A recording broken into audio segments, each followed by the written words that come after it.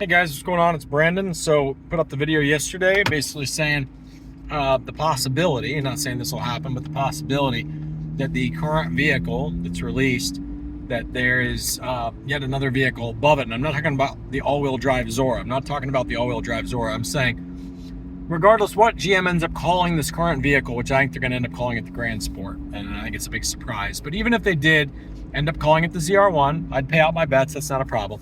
But what I'll tell you is, just as far as prediction is concerned, if General Motors ends up calling it the ZR1, then it's my prediction that there's going to be another car altogether. And I'm not talking about the Zora. I'm not talking about the all-wheel drive version. I'm saying, I'll put it like this. I think that this is the Grand Sport, the body that's out. There's the possibility, it's entered my mind that there is a possibility that they go ahead and leave that motor in the Grand Sport. And that's one of the Grand Sports, and they have the naturally aspirated Grand Sport too. So those will both be called Grand Sports. Okay. So the motor that we all thought was the ZR1 motor is actually a Grand Sport motor potentially. Okay. This is another possibility.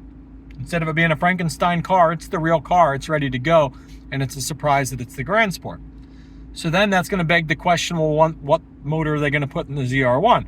And then everybody's going to start speculating, oh, the ZR1 is going to be all-wheel drive, blah, blah, blah. Well, then what's the Zora going to be? Blah, blah, blah. They're going to go round and round and round. The point is this.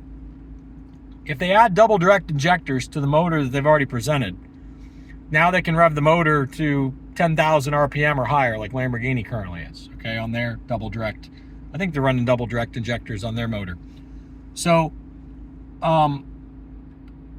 anyway, so that's one possibility. The other possibility, though, is once you start running over 10,000 RPM, with the displacement that General Motors currently has at 5.5, if you're running over 10,000 RPM and you can get the fuel in fast enough, you pick up a lot of power. So, for instance, let's say General Motors came out with a 6-liter engine that could spin to almost 10,000 RPM or above with the double direct injectors. It might be the same power as the current turbo motor that you guys are all witnessing, which is supposedly the quote-unquote ZR1. You see what I'm saying? So, just wanted to throw that out there. I think that might be where they go with things. Regardless what this car ends up being called, regardless whether it's the Grand Sport, or regardless whether it's the, whatever it is. That way, I made a video about this a long time ago. I said General Motors needs to, I made a lot of videos about it actually. I said General Motors needs to have the front pass-through on more than just their top dog car. They need to offer the front pass-through so that the regular average Joe can afford it. Okay? Why not? Well, what's so hard about offering a front pass-through as an option? So I think that's what they're doing here with this Grand Sport. And again, I think that there's 2 motors coming to the Grand Sport, but as of recently, I've only been saying that I believe, I don't need that right now. I'm only going like a mile. I've been saying that I believe that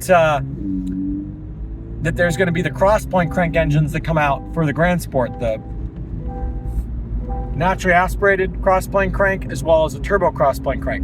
But there is a possibility that instead of General Motors put the turbo cross-plane crank in a car, they put the motor that they originally developed for the ZR1 in the car, which is what we've already seen, because I made a video about why wouldn't you, General Motors, steal the spotlight from Ferrari. I made a video a while back about how General Motors could have a plus 1,000 horsepower naturally aspirated V8 if they would just spin them higher and run double direct injectors like Maserati and Formula One. I mean, this isn't like a new thing, guys. It's existed for a while.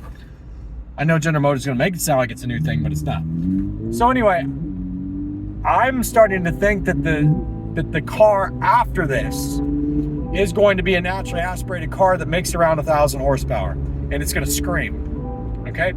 That's where my mind is now. But regardless, there's still going to be like an NA Grand Sport that gets revealed here soon. I think it was probably the car that Taj drove up on stage that didn't have the air ducts.